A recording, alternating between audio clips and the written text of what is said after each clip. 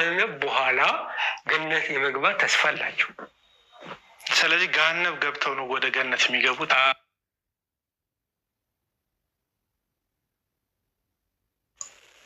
እነዚያዎች ከአንድ ቦታ የሚያከፋፍሏቸው ምንድን ነው የሰሙት? ምንድን ነው የሰሙት? አንድ ሙስሊም ከገሃነም ቅጣት በኋላ ወደ ጀነት የመግባት ተስፋ ነው ያለው። ቆይ እስኪ ነገር ተስፋ አለው። ከጀሃነም ተቀጥቼ እኔ ወደ ጀነት እገባለሁ የሚል ተስፋ ነው ያለኝ። አላህ አላህ። እስኪ ቆይ እንስማው። እስኪ ትንሽ ያወራሩ ይሆናል ምናልባት።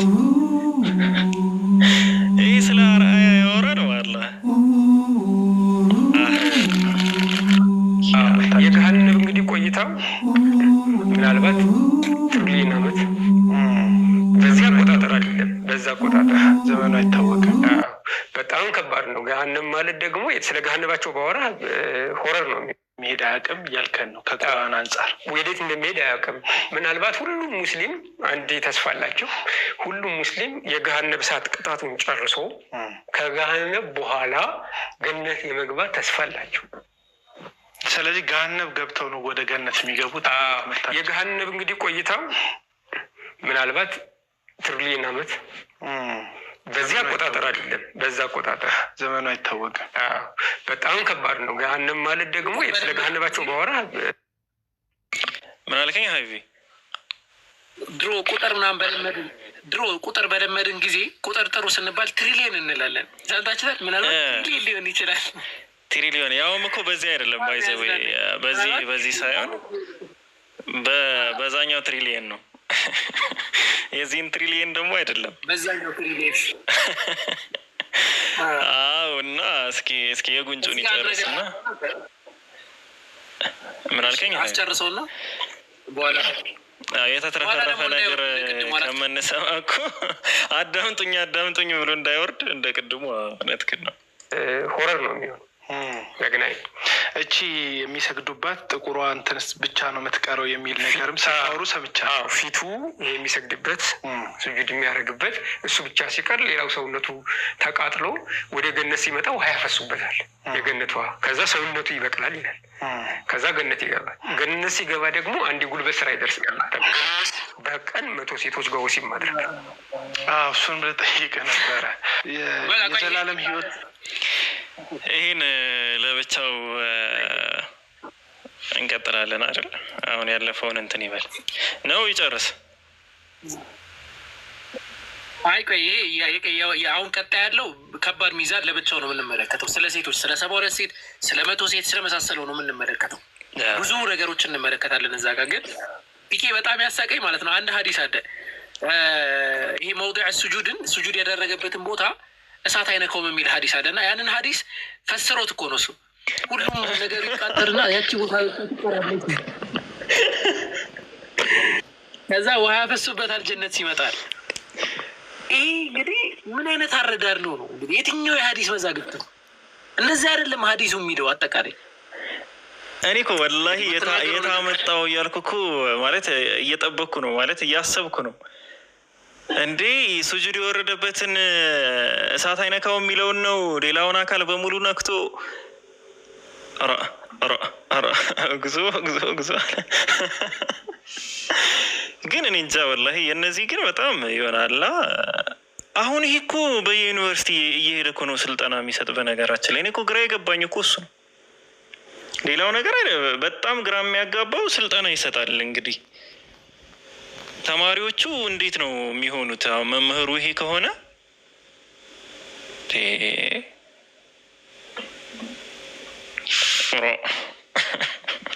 ሮ ያስራል። ይሄ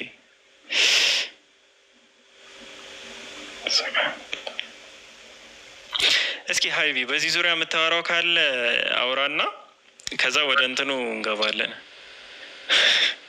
ሁሉም ሙስሊሞች መጀመሪያ ጀነት ተስፋ የላቸውም ማለት፣ ሁለተኛ ግን ጀነት ይገባሉ አለን። ደግሞ ተቃረነና ከገሃነም በኋላም ግን ጀነት ይገባሉ አለ። በእኛ አስተምሮ መሰረት አንድ ሙስሊም ገሃነም ላይ ኻሊደን ሙኸለድ አይሆን፣ የፈለገ ወንጀል የሰራ ቢሆን። ከዚህ በላይ ዋስትና አለን? ላኢላሃ ኢለላህ የምትለዋን ጋር መን ቃለ ላኢላሃ ኢለላሁ ሙኽሊሰን ሚን ቀልቢሂ ደኸለ አልጀነ ይገባል አይደለም፣ የድኹሉ አይደለም። ደኸለ ሐዲር አድርገው ነው ነብዩ ያስቀምጡት። ገባ ጀነት ገባ ነው ያሉት። ጀነት ይገባል አይደለም፣ ጀነት ገባ። ላኢላሀ ኢለላህ ያላቁ የምድር ገነትን መጀመሪያ ያገኛል አሉ ዑለሞች። ከዛ የዱንያ ገነትንም የአኺራ ገነትንም ያገኛል። ስለዚህ እኛ ሙስሊሞች ሁሉም ሰው ይቀጣል ብለን አናምንም። ሚንሁም 70,000 የድኹሉነ አልጀነተ ሚን ገይሪ ሒሳቢን ወላ ሳቢቅ ዐዛብ 70,000 ሰዎች ከእያንዳንዱ ከ100 ሺህ ብለዋል አንዳንድ ዑለሞች። ከ100 ሺህ 70,000 ያለምንም ቅጣት ያለምንም ጥያቄ እንዲህ ለምን አረክ እንዲህ ለምን ሆነ ሳይል ዝም ብሎ ጀነት ግቡ ይባላል። አላህ ከነሱ ያደርግ። ያን ያህል ደረጃ አስቀምጣሉ ዑለሞች። እና ይሄንን የሆነ ነገር አድርጎ ቅድም ተመልክተናል። እንግዲህ ቁርአኖቻችን በምን ያህል ደረጃ እንደሚሰብኩ ጀነት የመግባት የተረጋገጠ እንተን እንዳለን። ግን ያንን እኛ በስራ ነው የምናረጋግጥ። ለምሳሌ ነገም እንደምንሆን አናውቅም። በዚሁ ባለውበት ሁኔታ ብሞት ሙእሚን ሆኜ ብሞት ወላሂ ላ ዩኸይቡን አላህ ያሳጣል። እንደው ላኢላሀ ኢለላህ ብለህ እንደው ሰግደህ ወላሂ ያሳጣህም አላህ ሱብሓነሁ ወተዓላ። ያንን ነው ሐዲሶች የሚሰብኩት፣ መጽሐፍቶቻችን ያንን ነው የሚሰብኩት። እንግዲህ ላማለኝ በሰማይ ወተቷን የማላይ አይነት ነገር ያለው በክርስትና ቅድም እንደውም ልተርት እያልኩኝ እምቢ ብለኝ ነው ያለው በክርስትና የራሷን ሳታ የሰውን ታያለች ነው ይባል እና ከዛ አንጻር እንትን ለማለት ሞክሩ ለማለት ነው። ኢንሻአላህ አሁን ከዚህ በኋላ ነው ሞር ነጥቦች አሉት። ባይዘዌ ፍትህም እኮ ስለማያውቁ ነው። በነገራችን ላይ አሁን እንደ እስልምና አስተምህሮ ፍትህ የሚባል ነገር አለ። የሆነ አካል የሆነን ሰው ከበደለ የበደለውን ያክል አላህ ሱብሓነሁ ወተዓላ ፍርድ የሚሰጥበት መንገዶች አሉ። ከነዛ መንገዶች ውስጥ አንዱ ያው ምንም ገንዘብ ምናምን በማይጠቅምበት ሰዓት ያለህን መልካም ስራ ካለህ መልካም ስራ ተወስዶ ለዛኛው ለበደልከው አካል ይሰጣል ነው። ከዛ ውጭ ደግሞ ከሱ ኃጢአት ወደ አንተ ይመጣል ነው። በዚህ በገንዘብም ቢሆን በዛ በስራ ነው የምትከፋፈለው። ለምን? ፍትህ ስላለ ማለት ነው። ከነዚህ ሁሉ ውጭ የሆነ ደግሞ አንድ ሙስሊም ደግሞ ወንጀለኛ ከሆነ ተቀጥቶ አላህ ሱብሓነሁ ወተዓላ ከፈለገ ይምረዋል፣ ካልሆነም ደግሞ መቀጣት ያለበትን ተቀጥቶ ወደ ጀነት ይገባል። ለምን? ትንሽ ነገር ሰራህ ተብሎ ዘላለም ስለማይቀጣ ማለት ነው። አሁን እነዚህ ፕሮቴስታንቶች ናቸው። እንደ ፕሮቴስታንት ማመን ብቻ ነው የሚያድነው፣ ስራ ምናምን አይደለም። ሰው እነሱ ጋር ፍትህ የለም። ማንንም በድሉ ምን በሉ አምኛለሁ ካልክ በቃ በቂ ነው። እዛ ጋር ትድናለህ ይሉሃል፣ ያው ይላሉ ነው። በተጨባጭ ምንም የምናውቀው ነገር የለም። ምንድነው ላም ላይ በሰማይ ወተቷንማ ላይ እንዳለው ማለት ነው። አቡኪ ላም ራሱ ምን ላም ይሁን ያላቸው በግ ይሁን ያላቸው ምን በሬ ይሁን ወተት ይኑሮ አይኑሮ እሱ ሌላ ሰፈር ነው። እሱ ምን እንዳለ ራሱ እኮ አያውቁትም። ላም ነው አያውቁትም እኮ ምን እንዳለ።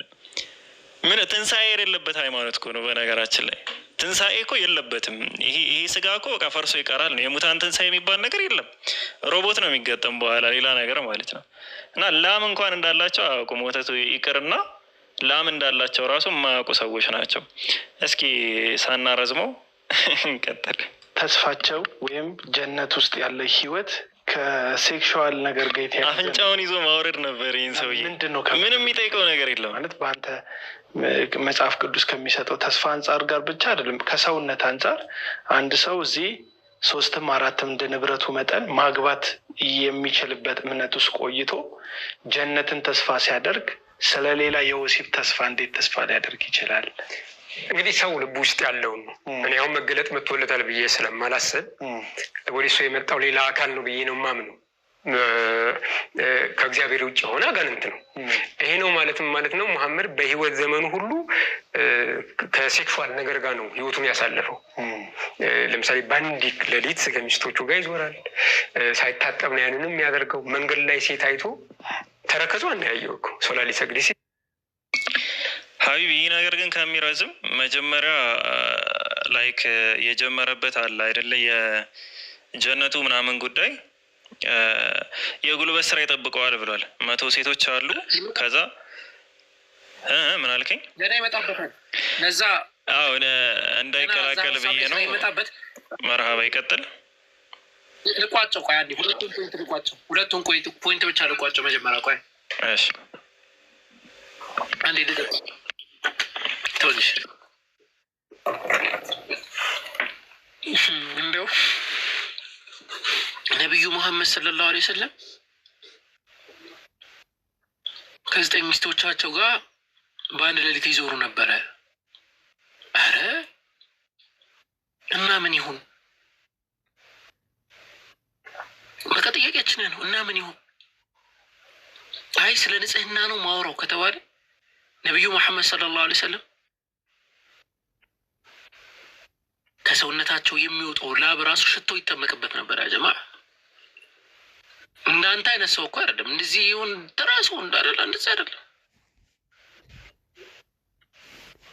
ከሰውነታቸው የሚወጣው ላበት ሽቶ ሻም ላይ ያለ ምርጥ ሽቶ ከነቢዩ ሰለላሁ ዐለይሂ ወሰለም ላብ የሚጠመቅ ነበር። ጠዋት ነቢዩ መሐመድ ሰለላሁ ዐለይሂ ወሰለም ሽቶ ቀብቻቸው ፏርጋቸው ወጥተው ሚስቶቻቸው ጋር ዞሮ ሲመጡ እንደዛው